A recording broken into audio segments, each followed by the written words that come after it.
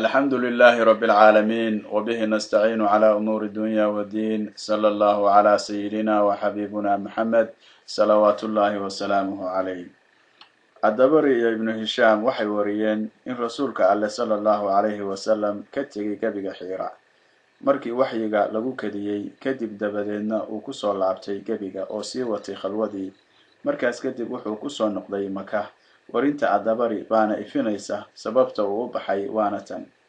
kadib markii uu xusay imaatinka waxyiga rasuulka Allah sallallahu alayhi wasallam wuxuu yiri waxa alle abuurtay waxaan u nacbaa gabiya ama nin waalan mana aanan eegi karin midkoodna iyaga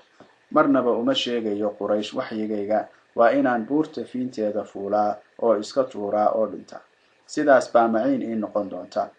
anigoo sidaas damacsan baan tegay markii aan buurta kala barkeeda marayay baan cod maqlay samada ka yeeraya oo leh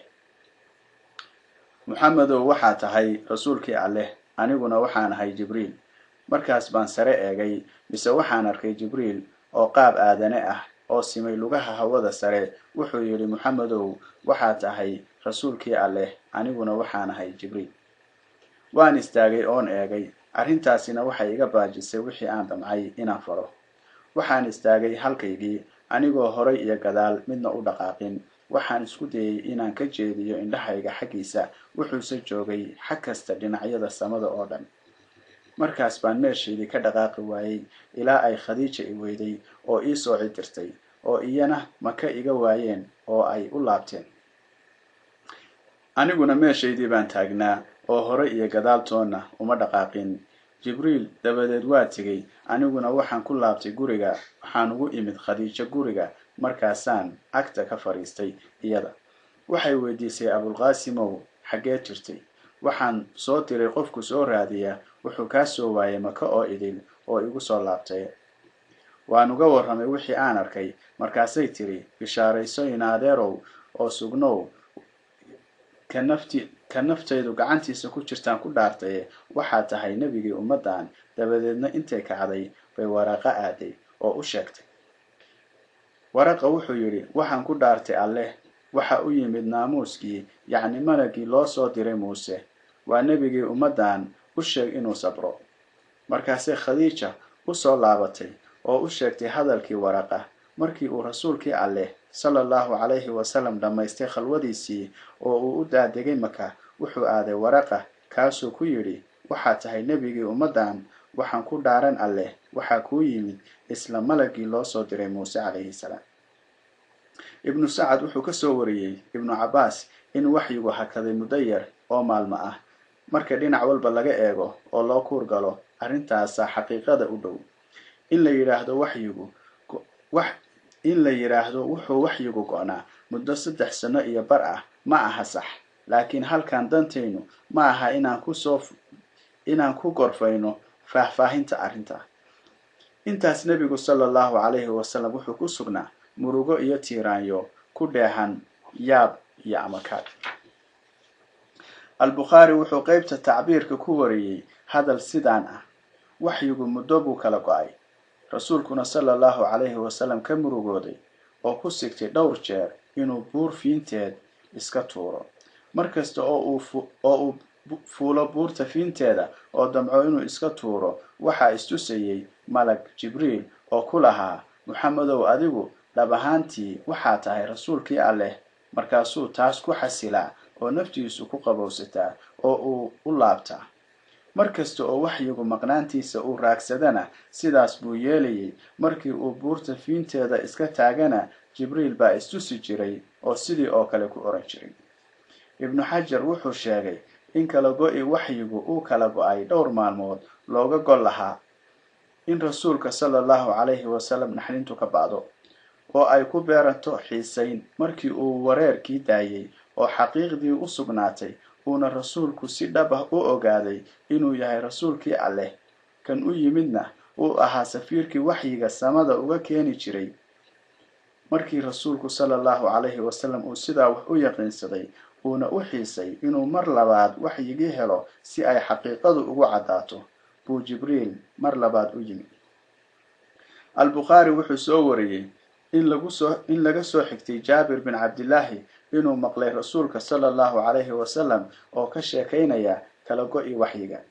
goor aan socdo baan samada cod ka maqlay, markaas baan xagga samada sare u eegay, mise waa malagii xiiro igu yimi oo cirka iyo dhulka dhexdooda kursi ku fadhiya. markaas baan ka kada loobsaday oo dhulka ku hoobtay, waxaan u imid xaaskaygii oo ku iri idada. markaas bay idadeen. markaas buu Allah igu soo dejiyay aayadahan: yaa ayuhal mudassir qum fa andir wa rabbaka fakabir wa thiyaabaka fadahir. aayadahaas u horeeya suuratul mudassir ayaa Ilaahay ku soo dejiyay.